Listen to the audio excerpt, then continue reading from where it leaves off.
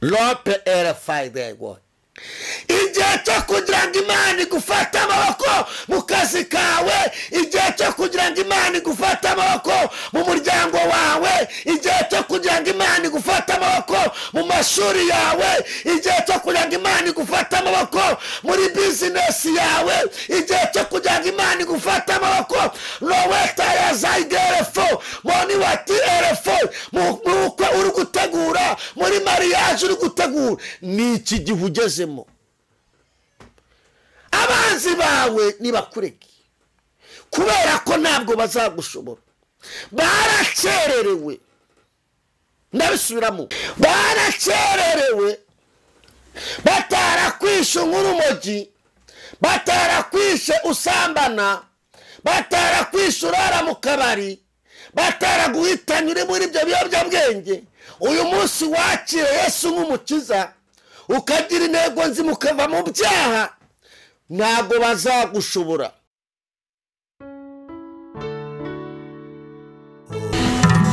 Nongeye kubaha ikaze inshuti abadukurikiye bari ku migabane itandukanye y'isi. Ni Harerimana Werarisi n'ubundi turi kumwe hano ku buhanga bw'ibyuma, turi kumwe na Bob muri kano kanya, kandi zineza ko Imana irabana natwe muri no mwanya turimo w'amasengesho. Tumaze iminsi tuvuga ku nshuti, ku nshuti ya Yesu, ku nshuti ya Yesu, ku nshuti y'Imana. Nguhaye ikaze n'ubundi wagize inshuti nyinshi mu buzima bwawe, ziraguhinduka, ariko hari inshuti ikuzanira inshuti zose. Inshuti zose uzabona zose nziza burya ni Imana izabizizanye. Inshuti mbi zose uzabona zizaba zizanwe na shitani. Burya na shitani igira inshuti. Ushaka kuzana inshuti nziza zikaguteza, inshuti mbi zikaguteza umuruho neza cyane. Hanyuma inshuti nziza uzabona mu buzima bwawe, uzamenye ko ari Imana izizanye. Azaba ari Imana izanye inshuti nziza ku buzima bwawe. Turakwifuriza kugira inshuti nziza mu izina rya Yesu. Ariko inshuti ihagarariye izindi inshuti ni Imana Data n'Umwana n'Umwuka Wera. Rero nguhaye ikaze muri kano kanya. Reka dusenge Imana, nitumara gusenga Imana hanyuma twinjire mu mwanya wo kuramya no guhimbaza, ndetse turasoza twumva dushira mu ijambo ry'Imana twaganiriyeho, hanyuma tuvuga ku nshuti ya Yesu, ku nshuti y'Imana. Uri Imana y'ububasha, uri Imana ikomeye, uri Imana yo kwizerwa, uri Imana yo kwiringirwa, uri Imana yo gutambirwa. Nta yindi Imana ihwanye nawe. Uri Alpha na Omega, uri itangiriro ukaba n'iherezo. Uri Shaddai, uri ibyiringiro byacu. Uri Kristo, uri umutabazi. Nyemera Kristo, umuntu wese uzumvira ijambo, umuntu wese uzumva izindi ndirimbo azahemburwe n'izindi ndirimbo. Ubwiza bw'Imana buganze, umwuka w'Imana ategeke kuri buri muntu wese. Dusabiye umuntu wese umugisha, umuntu wese kurikira gusengerwa, abari mu gihugu cyacu, abari ku migabane itandukanye y'isi, turavuze ngo bahereze umugisha w'Iteka. Imbaraga z'umusaraba ziganze kuri buri muntu wese. Reka umuntu wese wumvira ijambo ahemburwe naryo, asubizwemo intege mu rugendo. Mwami Yesu Kristo, kandi Mwami, umuntu wese dukurikirana ahabwa umugisha mu izina rya Yesu Kristo. Amen.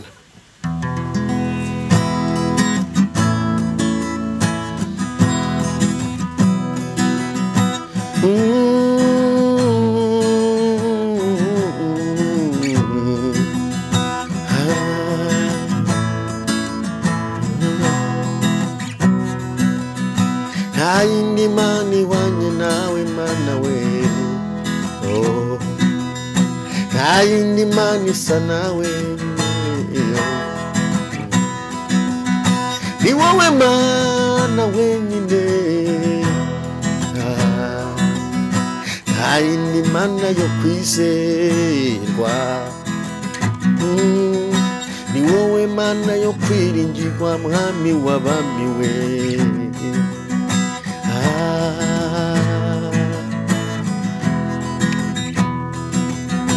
Haindi mani wanye nawe Mana we, haindi mani meze ngawe Yesu we, ni wowe Mana data ni wowe uturwanirira ushimwe Yesu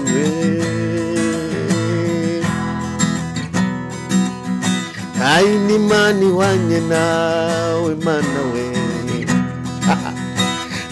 ni mani meze nkawe Mana we oya nayo tufatanye guhimbaza Imana ni mani wanye nawe Mana we ni mani meze nkawe Mana we ni mani meze nkawe Mana we wowe Mana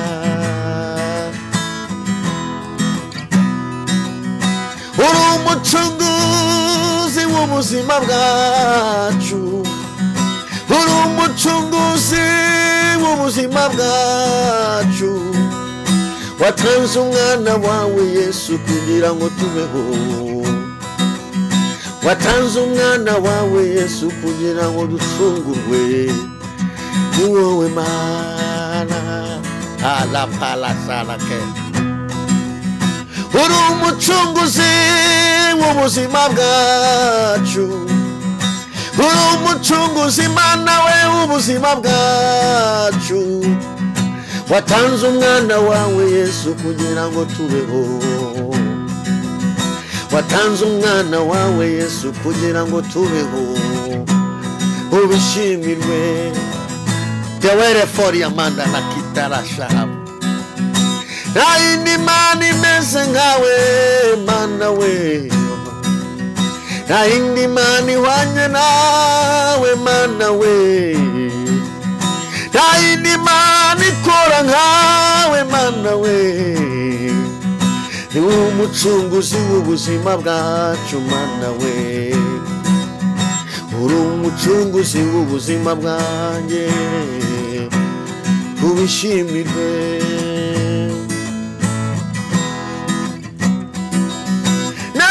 ni mani meze nkawe Mana we watubereye inshuti mwami mwiza watubereye umujyanama mwami wanjye watubereye inshuti nziza ubishimirwe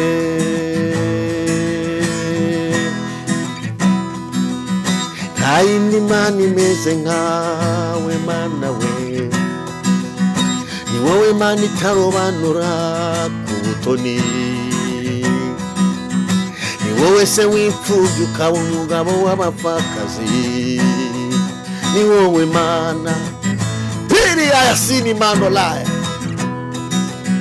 nayo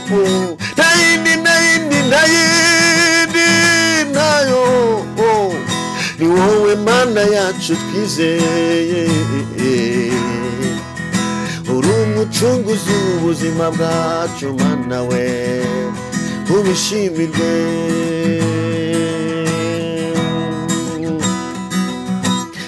ni mani meze nkawe Mana we ni mani meze nkawe Mana we oya nayo oya nayo tiri balasini oya nayo oya nayo hoya nayo hoya nayo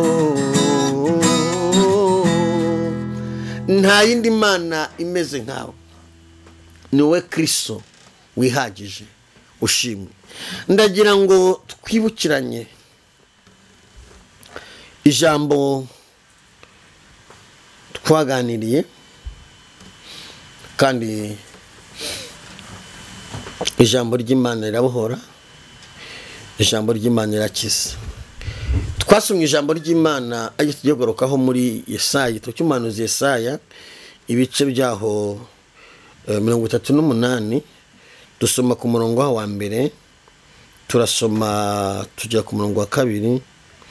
Reka twongere tuhasome hanyuma tuganire. Muri iyo minsi Hezekiya ararwara, yenda gupfa.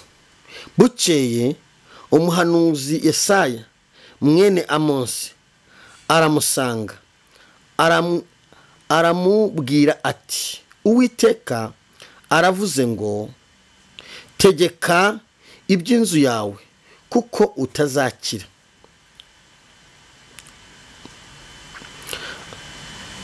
Ahubwo ugiye gutanga. Nuko Hezekiya yerekera ivure, atakambira Uwiteka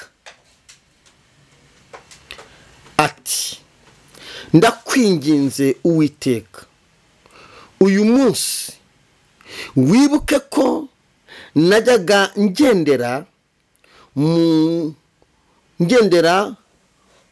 mu by'ukuri imbere yawe n'umutima utunganye, ngakora ibishimwa imbere yawe.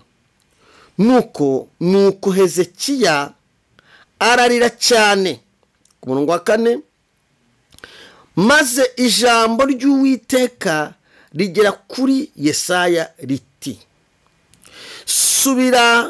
subirayo ubwire Hezekiya uti, Uwiteka Imana ya sogokuruza Dawidi iravuze iti, numvise gusenga kwawe, mbona n'amarira yawe. Kubaho kwawe nzongeraho indi myaka 15. Imana ishimwe. Uyu ni umwami Hezekiya. Mbibutse ko turi ku ntego ivuga kuba inshuti ya Yesu. Muri uku kwezi turi ku ntego, ku cyigisho cyo kuba inshuti ya Yesu. Kuba inshuti ya Yesu, kuba inshuti y'Imana, biruta kubaho mu zindi nshuti izo arizo zose. Bisubiramo, kuba inshuti y'Imana, ukemera kuba inshuti y'Imana, biruta kugira inshuti izo arizo zose. Kuko iyo ufite iyi nshuti, iguhamagarira izindi nshuti zose zikaza. Imana ishimwe. Kuba inshuti y'Imana. Amen. Inshuti abadukurikiye, ndabizi ko mudukunda. Abantu benshi bagira inshuti. Ndashaka kuvuga inshuti. Inshuti ni inshuti si umuntu musengana. Inshuti si umuvandimwe wawe. Inshuti si umuntu mukorana. Burya ntabwo ari inshuti yawe. Inshuti, kuba inshuti numva ijambo inshuti. Inshuti si umuntu mwiganye. Uriya nuko muziranye. Nuwo muziranye nawe. Hari ibintu abantu bavanga inshuti. Hari umuntu ushobora kugukunda bitewe n'icyo gushaka, uwo si inshuti yawe. Hari umuntu ushobora kukwiyegereza cyane bitewe na serivisi agukeneye, uwo si inshuti yawe. N'icyo agushakaho ashaka. Burya yanagusura buri munsi, akajya gusura buri munsi, ntabwo wari inshuti yawe. Ntakakubeshye. N'icyo agukeneyeho. Hari umuntu ushobora kuza yewe akagushyigikira. Hari ibintu kamubwira uzabona. Hari abantu yuko bwabaye, hari abagabo baratwererana, ugasanga umuntu bawutwe nk'500, ntagaruka burya ari inshuti yawe. Arakugurije nawe uzamwishyura. kuba inshuti ni iki? kuba inshuti mbanze mvuge, hari ibintu abantu benshi ngo uyu muntu ngo ni inshuti yanjye,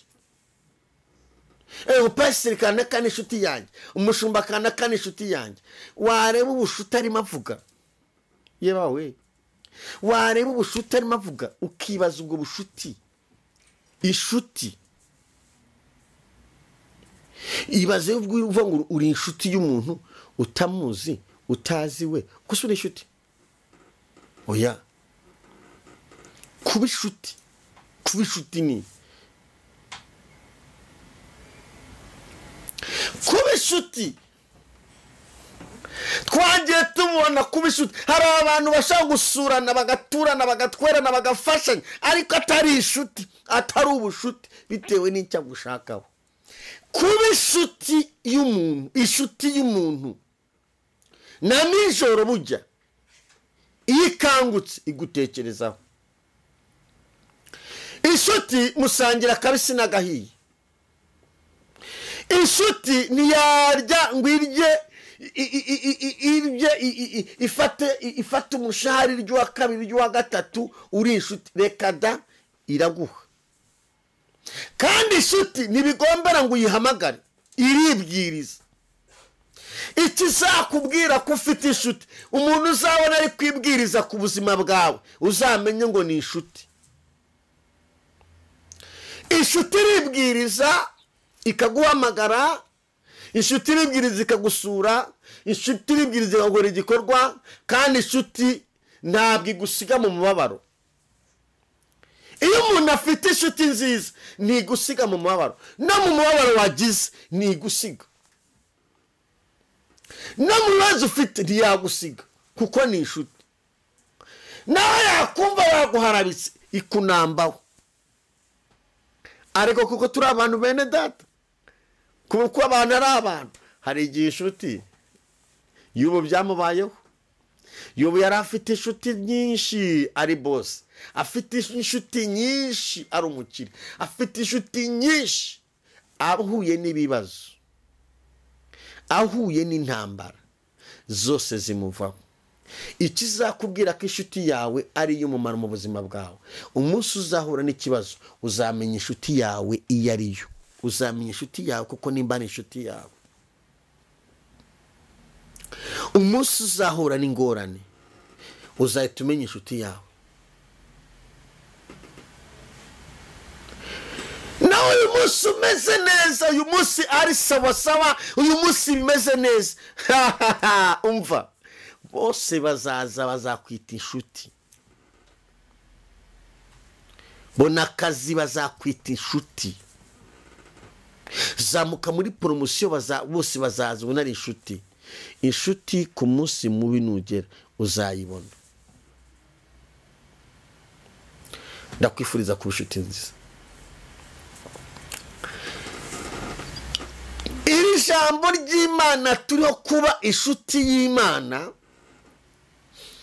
kuba inshuti y'Imana. impamvu umuntu akwiriye kuba inshuti y'Imana nuko Imana iduhuza n'izindi nshuti. ibiremwa byose byo mu isi nta kintu na kimwe kitaremwe n'Imana data. ibintu byose biriho mubona bigenda ku isi byaremwe n'Imana. kuba ugihumeka ni imbaraga z'Imana, kuba ukivuga ni imbaraga z'Imana. Imana data ni inshuti nziza. dore Imana kuntu yatubereye inshuti. Imana ishimwe. Imana yatubereye inshuti dutekereza hiri mu ijuru. yari ifite umwana wayo w'ikinege, wayibaga hafi. umva inshuti ikomeye. Imana areba mu isi ibona umuntu yaremye, ibona umuntu mu isi arababaye. Bibiliya ivuga ngo kera ntitwari ubwoko, ntitwari abo kugirirwa imbabazi. ngo Imana iri mu ijuru irabireba, mu ijuru haba inama, bashaka umuntu waza gucungura umwana w'umuntu. umva inshuti. mu ijuru haba inama, mu bizima bine habura n'umwe, mu bamarayika habura n'umwe. ha ha ha umva inshuti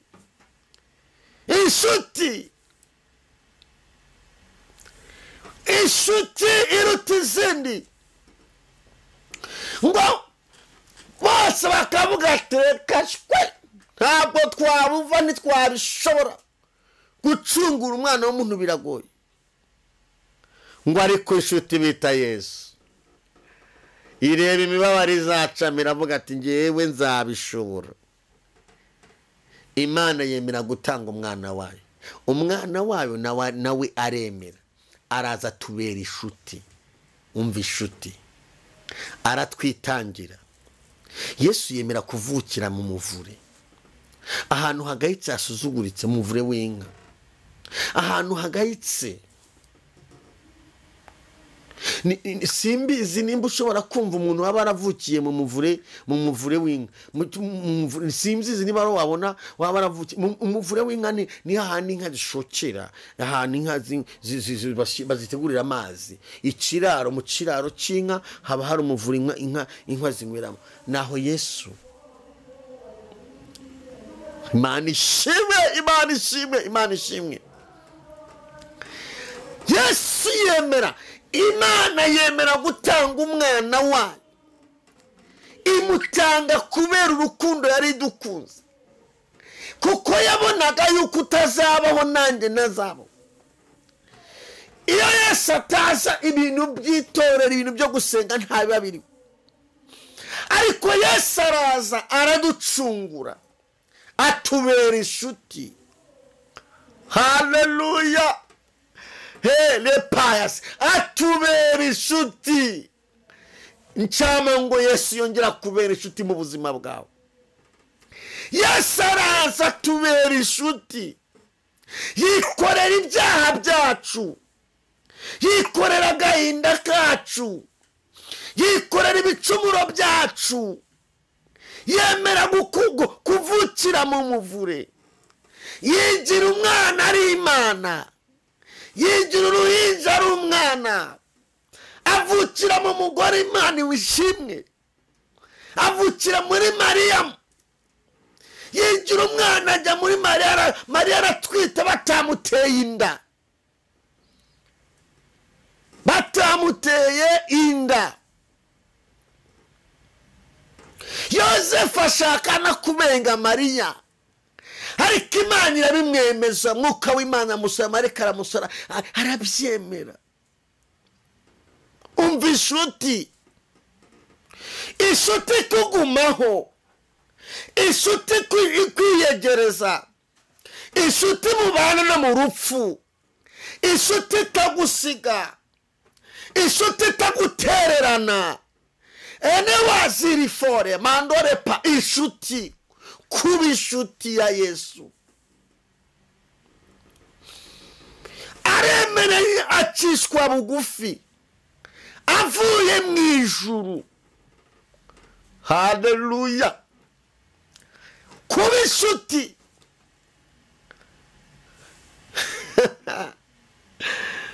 Bantu munkurikiye, kuba inshuti biragoye, ntabwo ari ibintu byoroshye. Inshuti Yesu atubera inshuti.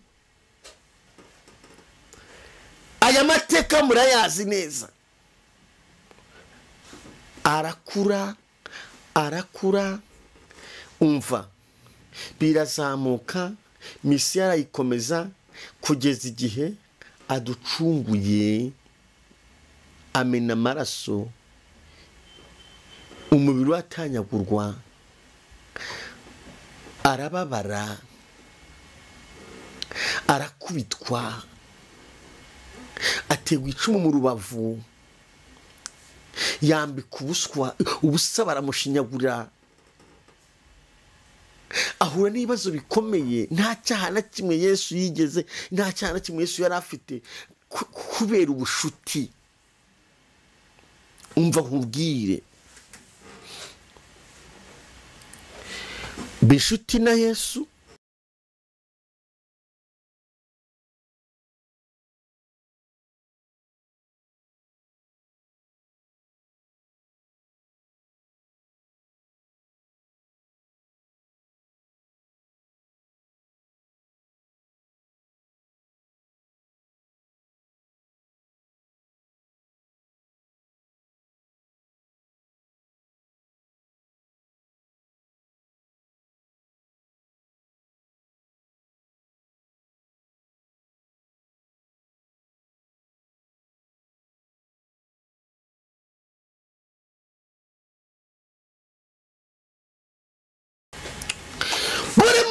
wese hari inshuti utazi, hari inshuti. Hanyuma twe nk'abakristo n'abandi bantu bankurikiye ukwiye kuba inshuti ya Yesu. Umva uyu mwami Hezekiya, ubushuti bwe yari afitanye n'Imana, ubushuti bwe yari afitanye n'Imana bwatumye Imana yisubiraho ku myanzuro yari yafashe. Imana yari yafashe imyanzuro. Hezekiya ararwara, araremba, indwara yanga gukira. Urumva yari umwami baramuvuje, ntago amafaranga yari abuze, zahabu ntabwo zari zibuze. Araremba, baravuza biranga, ngo ararwara amera nabi. Imana ihagurutsa umuhanuzi Yesaya, iramubwira ngo Yesaya, ihuta ujye kwa Hezekiya, ugende umubwire yuko agiye gutanga atazakira. Genda ubwire Hezekiya ko atazakira.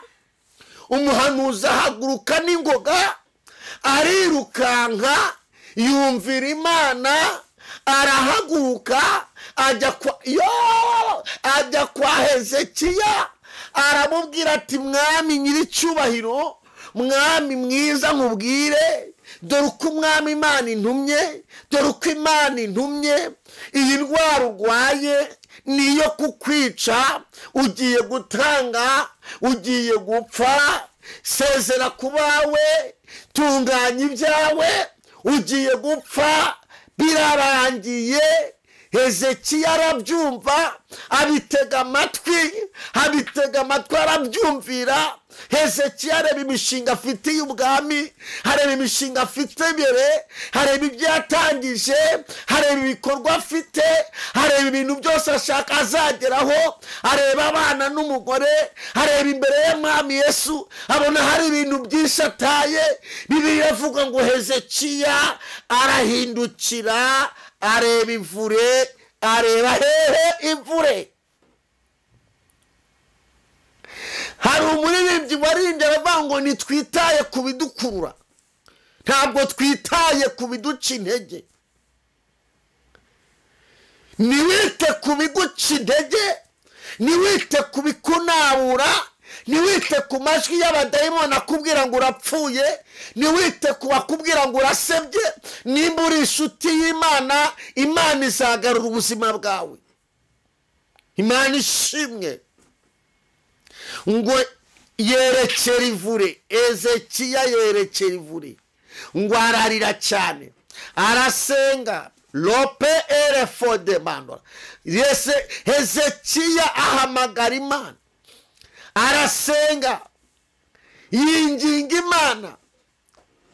Umva isengesho yasenze. Hezekiya yari afite ingingo imurengera. Nkunda kubwira abantu, ngababwira ngo kugira ingingo ikurengera muri Kristo Yesu ni iby'agaciro ku buzima bwawe. Tabishuramo, kugira ingingo ikurengera muri Kristo Yesu, kuba warazigamye ingingo ikurengera, kuba ukijijwe, kuba wubaha Imana, kuba ukunda abantu b'Imana, kuba ukiranuka, kuba ugira imbabazi, kuba ukunda gufasha, kuba ufite ingingo ikurengera, bizaguhesha kubaho ku munsi mubi. Imana ishimwe. Ngo Hezekiya yerekera ivure, ngo atangira gusenga, atangira kwinginga Imana, abwira Imana ngo wibuke ko najyaga ngendera imbere yawe ntunganye rwose. Umva isengesho. Wibuke ko najyaga ngendera imbere yawe, wibuke ko najyaga ngendera imbere yawe. Yibutse Imana imirimo, yibutse ibyo yakoze, yibutse imirimo n'ibitangaza, yibutse ibintu byinshi. Ese Imana uzayibutse iki? ntabwo ari ugupfa gusiga gusanga Imana ngo nyirukanaho za karande. Hari icyo ugomba kuba wakoze, hari icyo ugomba kuba wakoreye Imana. ngo Mana ngo nkuraho ngo imikoshi ngo nkuraho imyaka, hari icyo ugomba kuba wakoze. hari ibintu ugomba kwibutsa Imana. ntabwo ari ngo ujye gushaka ngo makoze Imana ngo abahanuza guhanura. hari icyo ugomba kuba wakoze mu buzima bwawe. hari icyo ugomba kuba warekuye. hari ukurekura ibyaha, hari ukuba ugendera imbere y'Imana utunganye, hari ukuba mu murimo w'Imana, hari ukuba ukorera Imana, hari ukuba utanga icyacumi, hari ukuba ujya mu nzu y'Imana wowe na pasiyo ntabwo uheruka, hari ukuba ukiranuka, hari ukuba ufite buri kintu cyose. hari umukozi w'Imana avuze ngo buri kintu cyose umuntu ashaka kugeraho kigira ikiguzi. kugira ngo witwe umwana w'Imana waguzwe amaraso y'igiciro, waguzwe amaraso. Yesu yaraza arakugura kugira ngo uyu munsi ube ukiriho. diwe refo, Yesu yaraza kubera igitambo ku buzima bwawe. kuba ugenda bikemera ukavuga bikemera. hari amaraso yamenetse ku musaraba, hari umubiri watanyaguye Yesu akubera igitambo. hari ikiguzi ku buzima bwawe. Imana ishimwe. kuba inshuti, ikiguzi ukwiriye gutanga imbere y'Imana cyane. kuba inshuti y'Imana, kuba inshuti ya Yesu. umva Hezekiya, abahanuzi ni munyikome. urabizi y'Imana igutumye uyu munsi cyama ngo tugire abahanuzi nka ba Yesaya. icyadwa ngo Imana iduhe abahanuzi nka ba Yesaya, batabeshya, badateka imitwe, batapfundapfunda, bavuga ukuri, bakorana n'Imana ibintu n'ibitangaza. Yesaya aragira ngo sezera ku byawe ugiye gutanga. ntabwo iyo ndwara urwaye izakira, urapfuye. Hezekiya yerekeye ivure. ngo Imana yumva gusenga kwa Hezekiya, ituma isanga Yesaya mu nzira arimo agenda atari yagera iwe.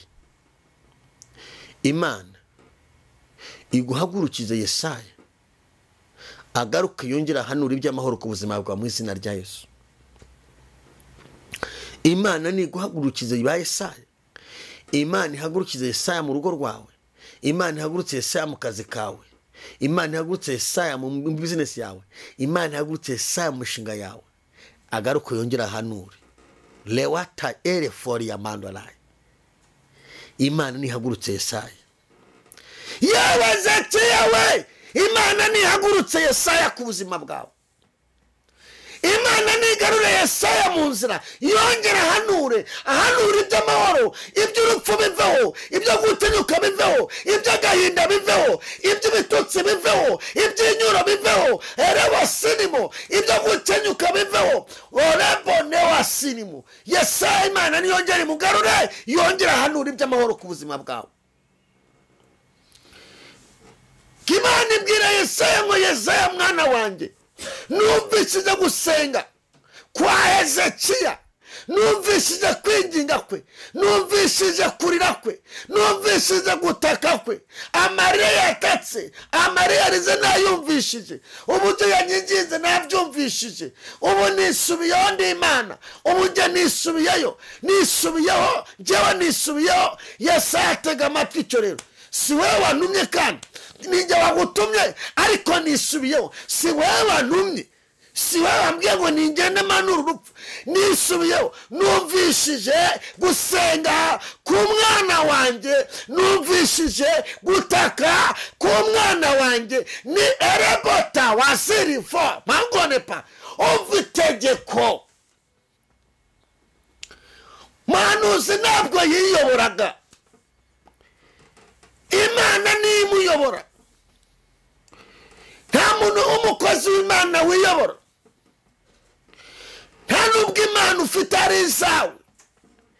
Imana ufite n'iz'Imana Data n'Umwana n'Umwuka Wera. izo mpano Imana yaziguhaye kuzikoresha neza. Iyo Yesaya yiyobora aba yaravuze ngo nahanuye urupfu rwose, reka nitahire nigendere njye kuryama. Ariko yumviye refata, yumviye umwuka w'Imana, ijwi Imana yamubwiye ngo subirayo. Yesaya arahindukira asubirayo, aragenda agera kwa Hezekiya. Hezekiya agiye kubona abona umuhanuzi wari umaze kumubwira ko apfuye.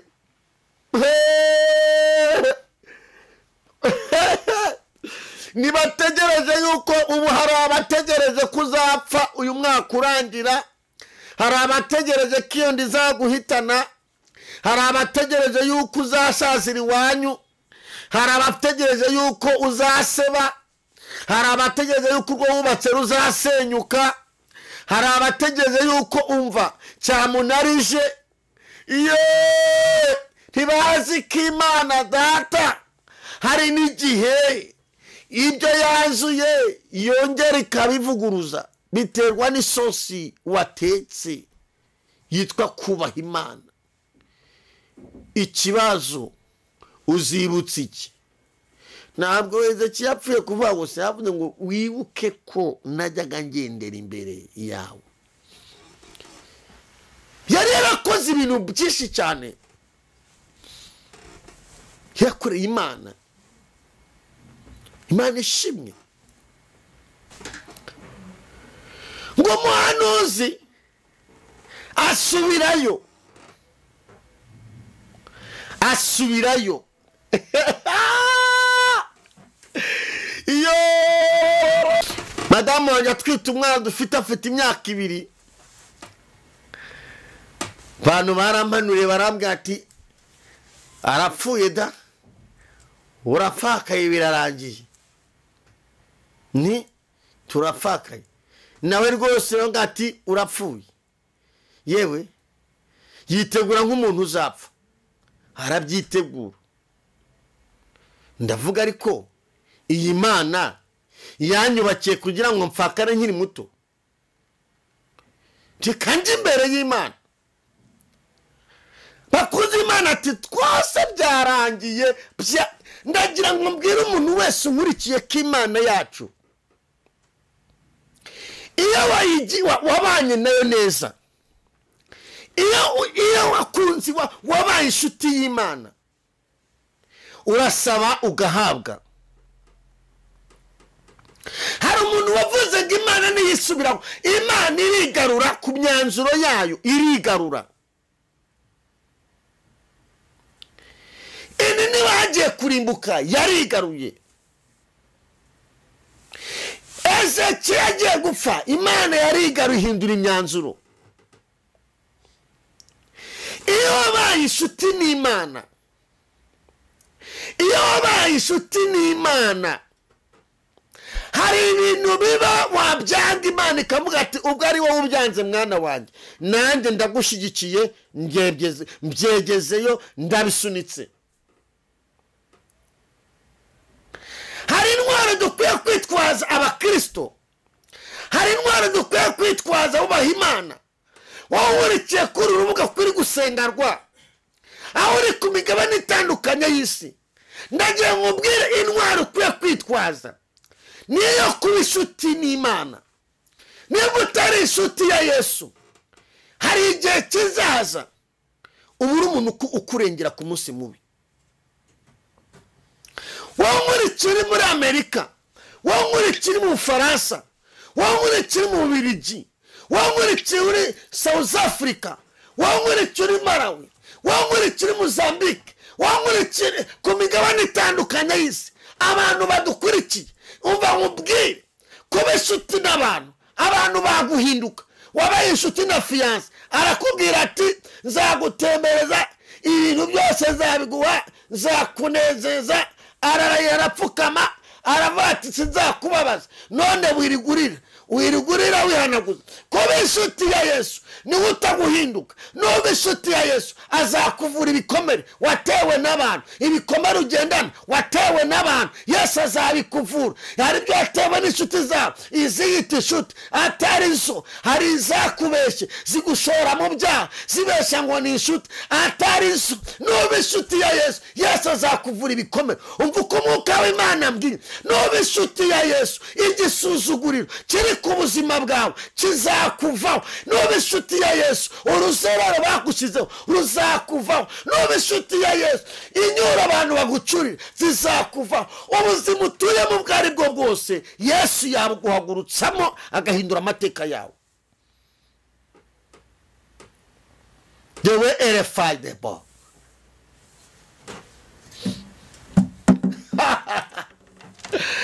ya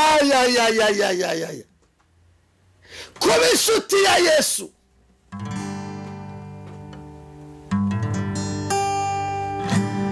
hari ijwi numva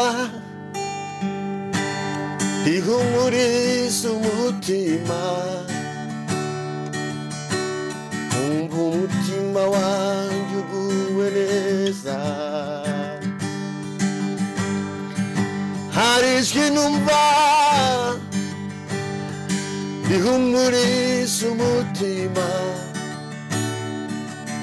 numva nguwe neza. iryo jwi ritandukanye n'ayandi majwi yose njya numva. ndumva ijwi rizana ihumure ku buzima bwawe, unkurikiye akira ihumure. ndumva ijwi ku buzima bwawe rizana ihumure, unkurikiye humura. hari ijwi ry'uwaducunguye ku musaraba i Golgotha. hari ijwi ry'uwatubambiwe rikura ahandi majwi yose adusakuriza. akira ijwi riguhumuriza rikubwira riti komera mwana wanjye. akira ijwi ry'ubuhanuzi ubuzima bwawe amateka hinduke. lasirimo akira ijwi rifungura ibyawe, rizana umunezero ku buzima bwawe. ayandi majwi aribagirana, ariko ijwi ryawe Yesu ntabwo ryibagirana. ayandi majwi yose aribagirana, ariko ijwi ryawe Yesu ntiryibagirana. hari ijwi ry'inshuti ariko uzi iyo inshuti guhamagaye, iyo inshuti iguhamagaye uba wumva ijwi rimanuka neza, kumva ijwi ryiza. hari umuntu ufite umuntu w'umukunzi w'inshuti ye, cyangwa ufite umusheri cyangwa ufite ushisanzwe, iyo iguhamagaye kuniguhamagara guhamagara neza ukumva ijwi. hanyuma ijwi ry'umwami Imana Data, ijwi ry'Imana Data n'Umwana n'Umwuka Wera ku mukunzi erefo riza ridasanzwe. Imana ntimanuka n'amaguru, ikoresha ijwi ryayo. Imana ntizaza ngo uyibone, izakoresha abantu. ntabwo Imana izaza ngo uyibone. Yesu ntuzamubona, uzamubonera mu bikorwa agiye kugukorera. rero ngusengera. Hezekiya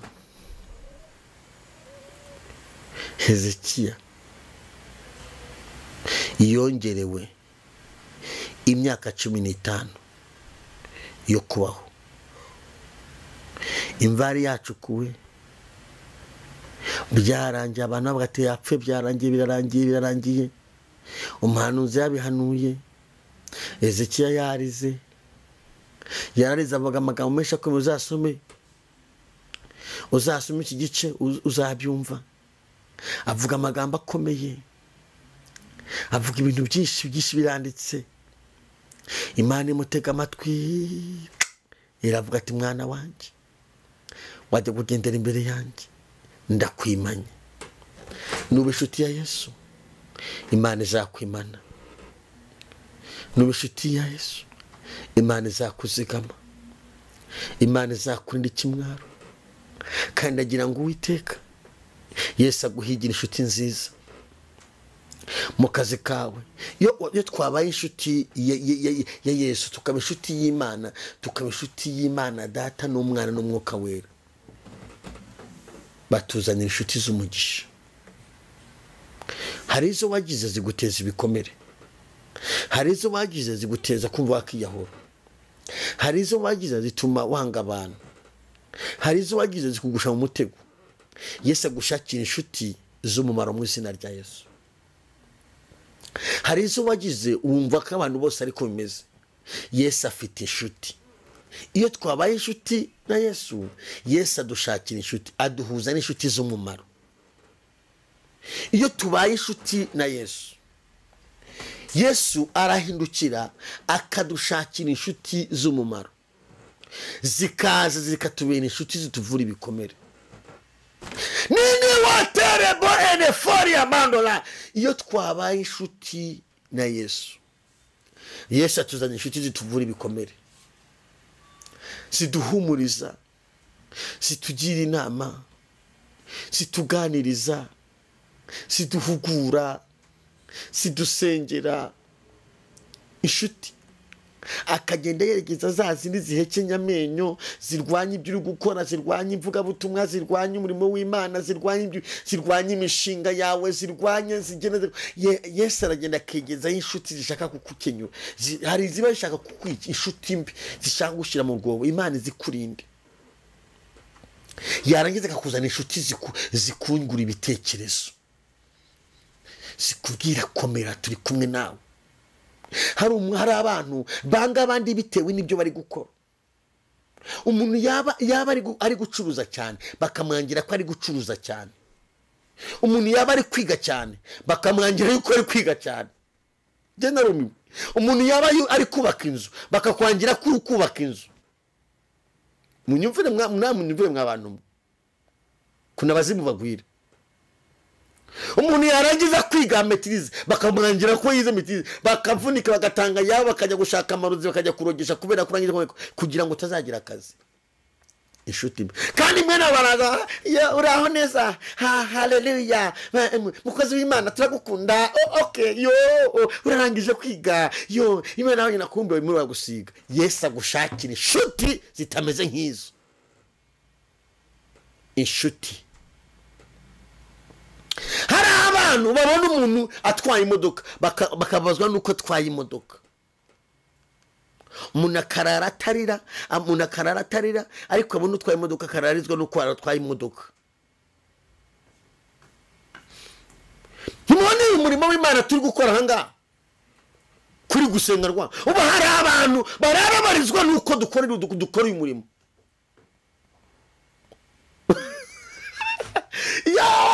Uva guhanurire ibyo ntibizaguca intege. Ntihakagire ikintu kiguca intege mu byo uri gukora.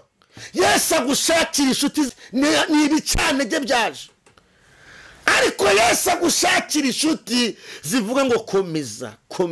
Buri muntu wese akeneye umuntu umubwira ngo komeza. Yesu nagushakira inshuti nziza. Hari abantu batifuza ko abandi batera imbere,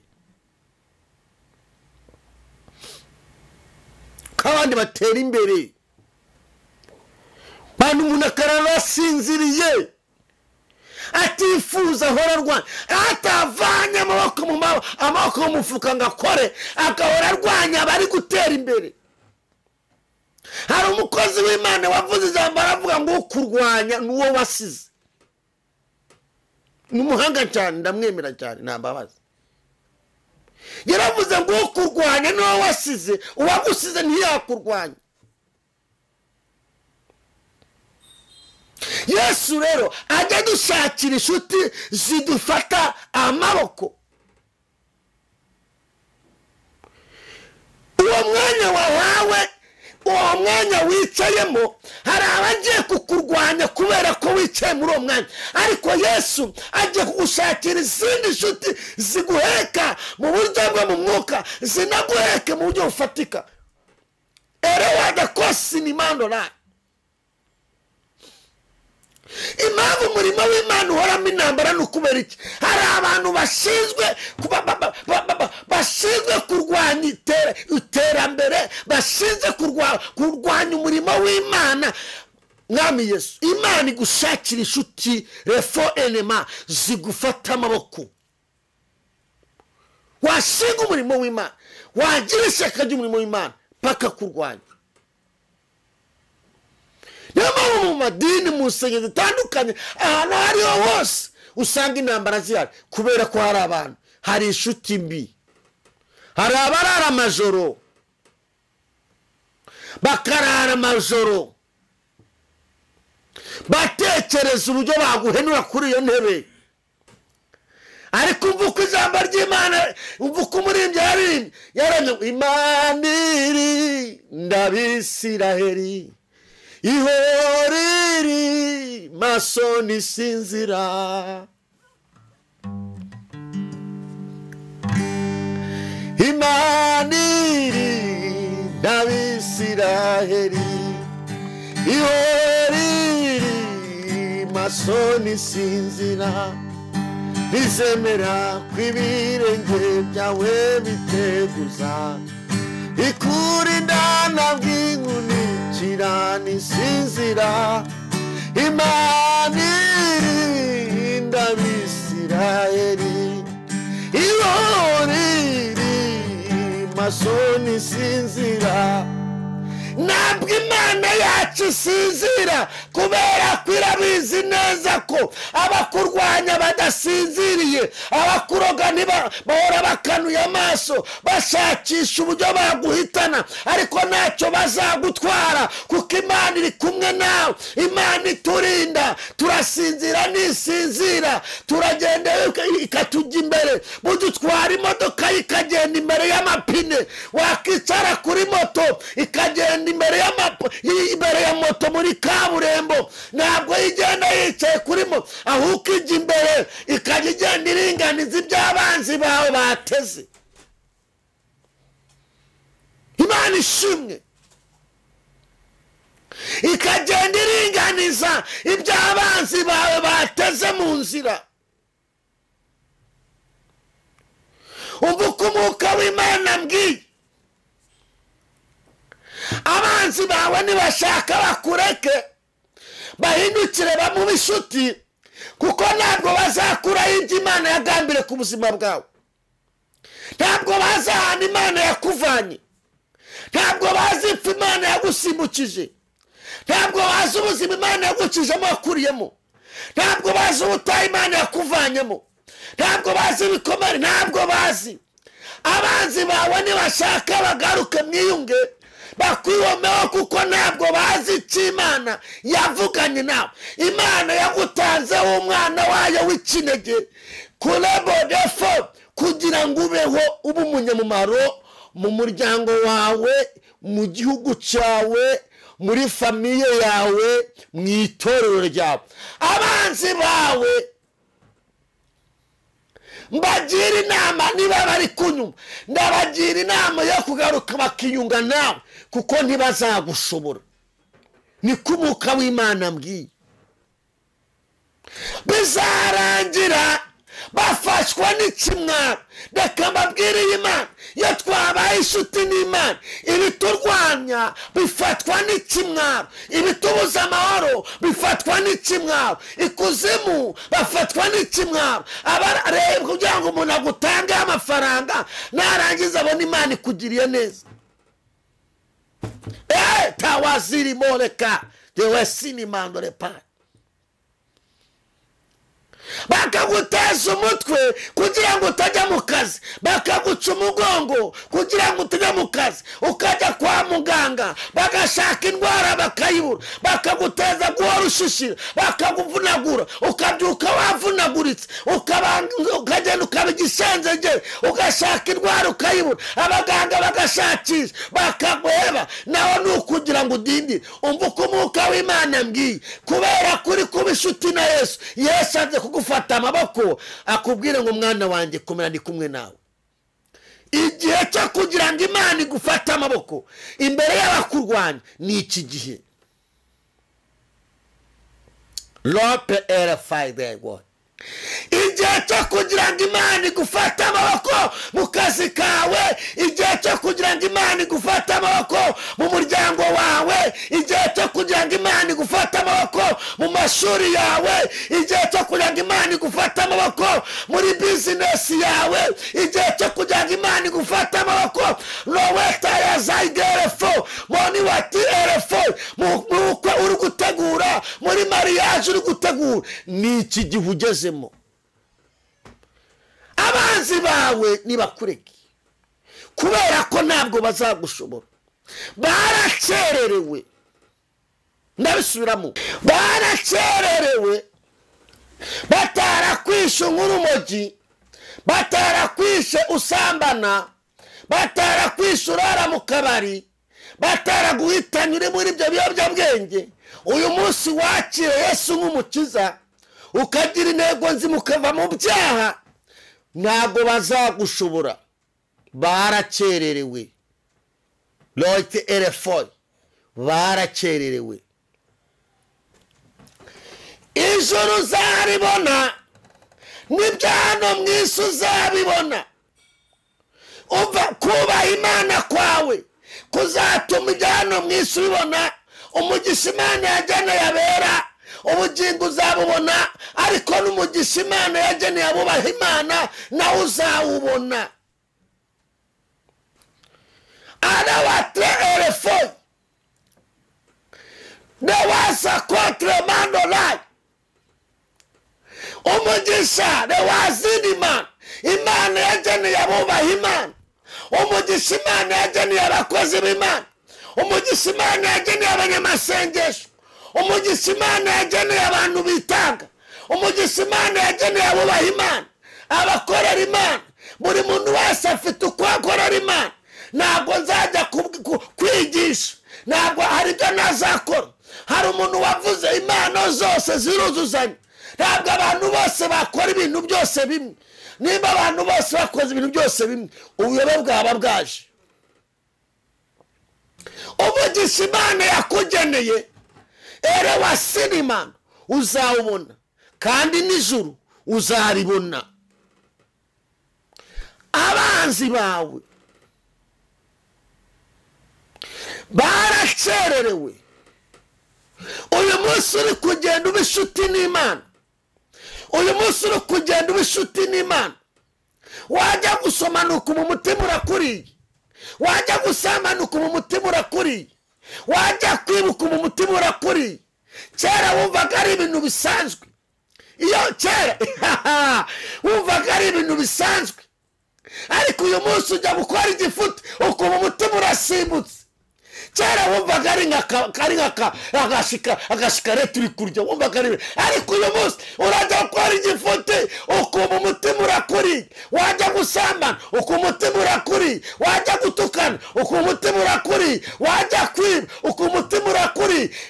Wasobanukirwa. Ndajya nkubwira uko Umwuka w'Imana ambwiye, ntabwo abantu bose babahanuzi ngo berure. Gusobanukirwa ko Umwuka w'Imana yaje mu mutima wawe, yaje mu bugingo bwawe ni uwo mwuka w'Imana watangiye gukoresha. Ereforiyama ni uko usigaye wumva umutima ukurya ukumva ikintu kibi cyose umutima urakuri. Kera abadayimoni bari barakuziritse wumvaga ari ibisanzwe, ariko uyu munsi gifuti umutima urakurya uragipanga ugashyiraho n'umunsi tuzawurana bizakunda, isaha yagera ugakwepa.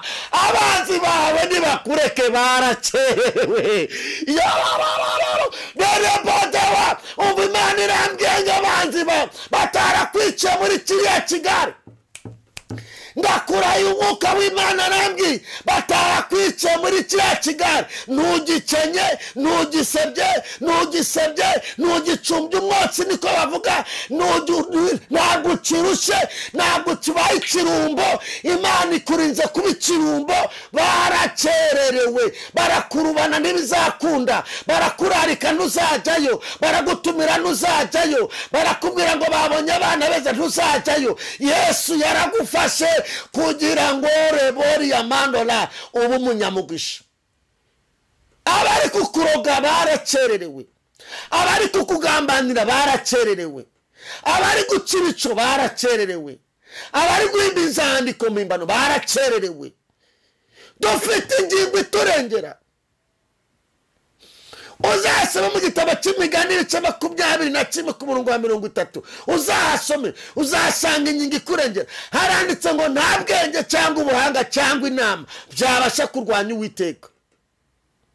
Yesu yamaze kwicara mu muntu ukakwicaramo akavuga ati ngewe ni inshuti, akavuga ati ubu yewe Yesu mpindutse inshuti ya Bobo, birahindutse. Filime yabirangiye, abantu biba birangiye, akakwicaramo utangira kujya wumva kubwira ati wikora iki ntabwo bigombera ngo baguhanurire. No guhanurirane ni amahirwe. Wowe ubwe n'umutima wawe agusanga mu muriro Yesu aho iki kintu wigikora ukibyutsa ugahunga abapagani. Hunga rewe sini mandora. Ndagira ngo usengere Imana ikuntumyeho muri kano kanya. Bantu mu Imana munkurikiye, ishurirwa umwuka w'Imana yamaye. Umuntu wese upfa akiri mutoya aba akenyutse mu mugambi w'Imana. Ntabwo Imana yemera ko umuntu avuka kugira ngo aze kubabaza umuryango n'igihugu. Imana yemera ko umuntu avuka, iba yaramuremeye imishinga azakora, iba yaramuremeye ibyo azakora. Ariko ko tugera ku isi tukahasanga ubugome bwa Shitani. Ujya kumuka umuntu w'imyaka 20 arapfuye, 15 arapfuye, 30 arapfuye. Ugomba gupfa hageze imvi zizarenda ziburuyenzi nkiguhetse nguwo murage. Nuko ijambo ry'Imana rivuga. Imana ishaka ko ukorera Imana mu buryo bwawe. Gukorera Imana ntabwo ari ukuzanga uzabwiriza. Uzakora Imana uburyo bw'amafaranga, uzashikira umurimo w'Imana. Ukorera Imana uzafasha nabo bana wigisha mu ishuri, ni umurimo w'Imana. Gukora akazi keza ni umurimo w'Imana. Gukora ikiganga neza ni umurimo w'Imana. Gukora igisirikare neza ukagikora neza umutima ni umurimo w'Imana. Ibintu byose bigira abana akamaro ni umurimo w'Imana. Gukora ibintu bibi nabi ni ubushambo, ni ugukorera Shitani. Umurimo w'Imana mu bantu tuzakigera ko tuganire ikigisho ngo umurimo w'Imana mu bantu. Bantu bazi ko umurimo w'Imana ari ugutora Bibiliya ukagenda ukajya kubwiriza. Ikintu cyose ukora ukagikora neza n'umutima wawe, kitarimo amanyanga, kitarimo amafuti, uburu aba ari umurimo w'Imana, kuko kiba kizazenguruka kikagera mu nzu y'Imana. Urihira ipfubyi igakura ikaprofesa, igakura ikazaba pasiteri, ikazasengera abantu. Wa muntu wa muri here wo hasi watumutangije yakoze umurimo w'Imana. Wamugisha wa muntu wageze hejuru. Imana ihana wa wundi. Iyo yashaje ihana abana be. Uramukurikirana. Abantu bakwiye gusobanukirwa umurimo w'Imana. Umuntu werekwa akaza akangura amazi, akagura amazi, nje hano akagura amazi, uze kunywa amazi mukozi Imana ubwiriza. Ni umurimo w'Imana. Nibyo ashoboye. Ni umurimo w'Imana. Gukora umurimo w'Imana ubu bobo uri ku buhanga bw'ibyuma hano ni umurimo w'Imana. uko ufitiye igitandi gucuranga ni umurimo w'Imana. gukora akazi neza ugakora neza wahawe akariko kose, kaba ko umurimo w'Imana kaba ka leta ukagakora neza, mu byo ni umurimo w'Imana. umurimo w'Imana mu bantu, ntabwo umurimo w'Imana ari mu ijuru. umurimo w'Imana tuwukorera mu bantu. uyu munsi nubwo ndahangaha ndi kubwiza ahangaha, ariko njya kuvuga umuntu ahangaha ati naringiye kwiyahura, ariko kubw'ijambo numvishe sinyiyahuye, ni umurimo w'Imana nakoze. ariko hari abatabikunze bavuga ati yarasaze, bavuga ati Mana we yaba twumvishije bigenze ukundi kuntu. abakurwanya ku byiza uri gukora ntibazagushobora komeza ukora ibyiza. Bibiliya iravuze ngo nukora ibyiza ntuzemerwa, ntigeze ikuramo na kimwe. yaravuze ngo nukora ibyiza ntuzemerwa, nukora ibibi ntabwo bizavamo, uzaruha. ariko nukora ibyiza ntuzemerwa. ibintu byose dukora tubikoze neza ni umurimo w'Imana, ariko nanone bikagira imbaraga cyane iyo ubikora nanone kandi ujya no mu nzu y'Imana unasenga, biba byiza kurushaho. kuko hari abantu babanyangisho nziza ariko ugasanga hari ibindi batakora. ibintu byinshi ubikora wubaha Imana, kandi kubaha Imana kwawe niko kuzaguhesha kuba uwo ugomba kuba we. mu minsi iri imbere famiye yawe, umuryango wawe, abavandimwe bawe, inshuti zawe, abo mukorana, abo mugendana bazakwigiraho iby'Imana igukoreye, bazakwigiraho kugenda nk'uko ugenda. nefo abantu twese twigira ku bandi. nta muntu uvukana ubuhanga, ntawe uvukana ijambo, ntawe uvukana gucuranga, ntawe uvukana icyongereza mu Rwanda, ntawe uvukana igifaransa, ntawe uvukana imibare. umuntu wese yigira ku wundi, abantu twese twigira ku bandi. hanyuma mu minsi iri imbere nk'uko Imana yarambwiye ngo abantu bagiye kukwigiraho, niko umwuka w'Imana yambwiye, kubera ineza y'Imana. Imana igiye gushyigikira ubwenge bwawe, ishyigikira ibikorwa byawe, ishyigikira iterambere ryawe, ishyigikira iyerekwa ryawe, inzozi ufite ugendana. Imana ije kuzishyigikira. ibicantege bigusuzugura nibitsindwe mu izina rya Yesu. amaboko yaragufashe, Yesu yavunaguye. reka ngusengere.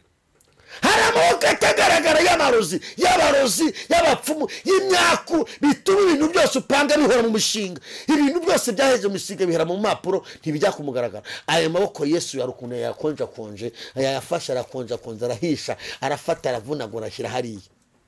vunagura, ashyira hariya kugira ngo umwana we atambuke. birabwiye kuri uwo nzakujya imbere ahantu hataringaniye mparinganize, inzugi z'imiringa nzazicamo kabiri, n'ibihindizo by'ibyuma mbigenze gutyo. nzakenyuruza, nzaguha ubutunzi buhishe. watiri fori ya mandolayi. Kristo azi ko hari ibintu bikujya imbere bigatuma udatambuka, ariko iki ni igihe cyo kugira ngo utambuke mu izina rya Yesu Kristo. Yesu Kristo azi ko hari ibintu bituma udatambuka, ariko ugomba gutambuka ukagera aha abandi bageze. upfa kuba utwaye intwaro yo kuba inshuti y'Imana. ndagira ngo dusenge. nababwiye inkingi zo ku inshuti y'Imana sinazirangije. hari n'izindi zababwiye icyaha ugihungira kure, ubwira Imana ngo Yesu bifashemo, kandi nta muntu uzakuza kuguhamagara, ni wowe uzagira amahitamo meza. kabanga amahitamo yanjye ntanyemera gukora icyaha, hanyuma n'ubucuti ya Yesu uzareba Imana izakora. reka ngusengere. igihe ni iki Uwiteka cyo kugira ngo ukureho abantu kimwaro? igihe ni iki cyo kugira ngo umuntu wese wabaye inshuti yawe umwiruke aho abandi bamwibagiwe? igihe ni iki cyo kugira ngo uzamure ibendera ry'ubutsinzi ku buzima bw'abakwizera? igihe ni iki cyo kugira ngo ingumba zibyare ta eforia mandolai. Igihe ni iki kuri umukobwa kugira ngo eremana rayi yerekane ibirori mu muryango. Igihe ni iki kuri uyu musore kugira ngo yerekane ibirori mu muryango. Igihe ni iki kuri uyu mupapa kugira ngo amashimwe azamuke mu mishinga ye. Niwaze vatayirebo. Ibyari byaramwitambitse imbere turabyirukanye mu izina rya Yesu Kristo. Igihe ni iki kuri uyu mubyeyi kugira ngo umukoreshe iby'ubutwari muri iki gihugu no hanze yacyo. Nawe wazayikira eforia manu mu mishinga ye mu byo akora. Igihe ni iki kuri imbango ya sinema kubamama kugira ngo bakoreshe iby'ubutwari. Igihe ni iki cyo kugira ngo abanyamasengesho n'abavugabutumwa ubakoreshe iby'ubutwari. Igihe ni iki cyo kugira ngo ibyaha birwanwe mu isi, birwanwe refore mandalai, izina ryawe ryamamare. Igihe ni iki cyo kugira ngo ivugabutumwa ryamamare. Umuntu wese waravuze mu buhanuzi bwawe ngo ijambo ryawe rizamamara ku isi yose, rizenguruke ku mpera y'isi. Igihe ni iki cyo kugira ngo buri muntu wese asobanukirwe ukuri kw'ijambo ryawe. Rawatirabo enemandola. Igihe ni iki cyo kugira ngo maraya, ubusinzi, ubusambanyi, amarozi, ibyaha biteye isoni, erevangoya, pere wadere, kwambara ubusa, ibikweza soni. Igihe ni iki cyo kugira ngo ibyo bintu binaterarizwe biveho. Zarabini wata erefoi. Nasabira buri muntu wese imbaraga mwami Yesu Kristo ubutsinzi bwawe. Fasha buri muntu wese kuba inshuti, kuko ni igihe kirekire abantu bajya mu byaha ntibagire ikintu na kimwe babonamo. Umuntu akaba mu byaha akavanamo ibikomere. Shitani nahemba umugisha, ahemba agahinda, ahemba ibikomere, ahemba umuruho, ahemba gukenyuka. Ariko we Kristo uhemba ubugingo, uhemba umunezero, uhemba kurama, uhemba umwuka wera, uhemba icyubahiro, uhemba ubwiza. Naho umuntu aba adatunze agira amahoro, naho adafite amafaranga agira amahoro. Naani warabango yasi. Nasabira buri muntu wese ngo umuhe kuba inshuti yawe, atera intambwe ava mu byaha yinjira mu gukora ibyiza. Urakoze Mana kubikoze. Igihe ni iki cyo kudukoresha, cyo gukoresha abakozi b'Imana batandukanye. Urakoze Mana kubikoze mu izina rya Kristo wa Nazareti. Amen. Imana ibaho umugisha. Yana umukozi w'Imana barese bakunda. Ndavuze ngo ijambo ry'Imana akagaruka. Bye bye.